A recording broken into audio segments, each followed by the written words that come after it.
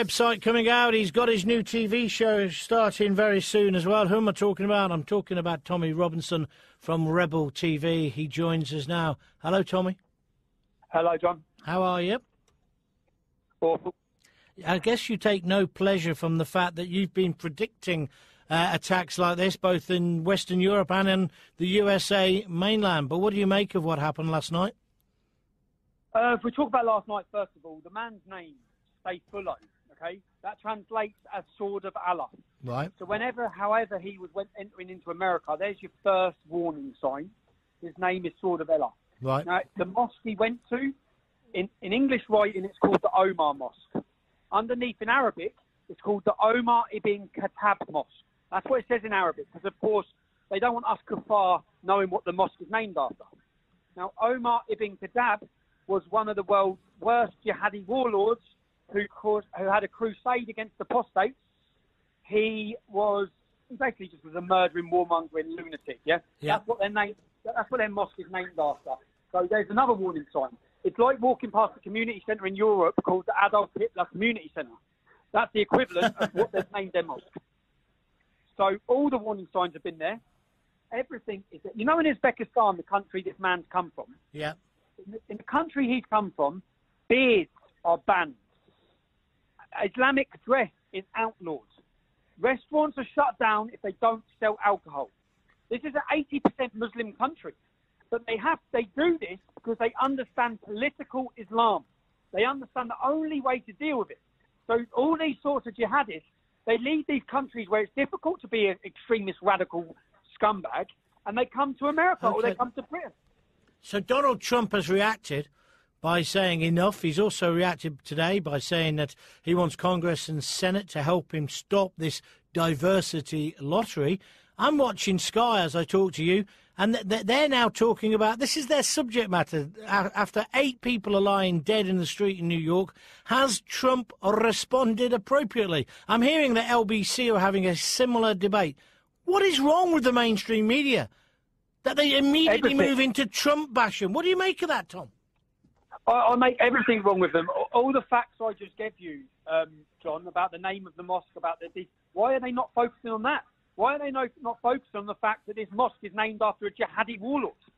Why are they not focusing on that? Why are they not focusing on the criminality or the links to extremism, or that this mosque's been under investigation since 2005?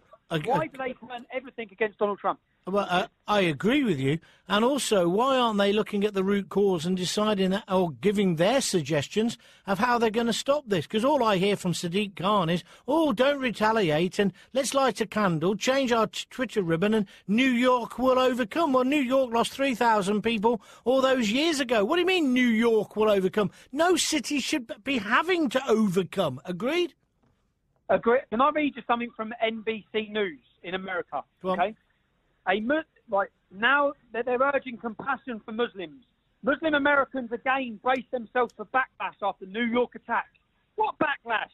And then they interview a Muslim, and the Muslim says, my biggest concern is that he's readily identified as a Muslim. He was a Muslim.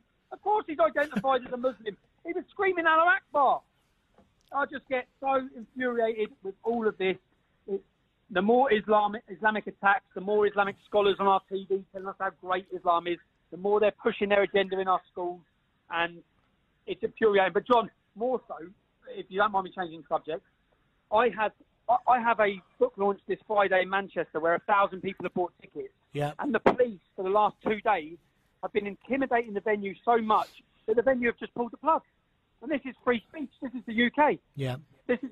I can believe it. I can believe it because that is the way this country, and indeed I've just been in America for 3 weeks, and you turn on CNN and you turn on NBC, it's all Trump bashing. Even the way they relate, we're going to be talking about it later in the show, to the Russian story, it's all about Trump. They forget the fact that now there's serious allegations against Clinton as well. It's an absolute disgrace. Nick's suggesting, Tommy, that you should just do the speech on the streets. Peter Hitchens from the Mail on Sunday had similar problems. We had him on the other day. He just went out on the street and did it. I mean, and of course our old friend Abu Hamza used to always do that. Well, what I'm doing is we're refunding every single person. So 1,000 people will receive refunds today. Yeah. They were due to get a free signed copy of my book, included in the price. What I'm now going to do is I'm going to head to Manchester on Friday night. I'm going to put up in the city centre with 1,000 Qurans, and I'm going to tell people to come and get their free signed copy. So if anyone's listening to this Friday night, I'll be in Manchester giving out free copies of my book. And the other thing, whilst I'm on it, John, we're travelling Europe in a minute. Next week we go to Europe. We go to Poland, which is going to see the biggest march, I think, in European history in modern times against Islam. This is the point of my new show, is to travel around these venues. We went to Germany last week. I've had a bit of a backlash from people saying we have to subscribe.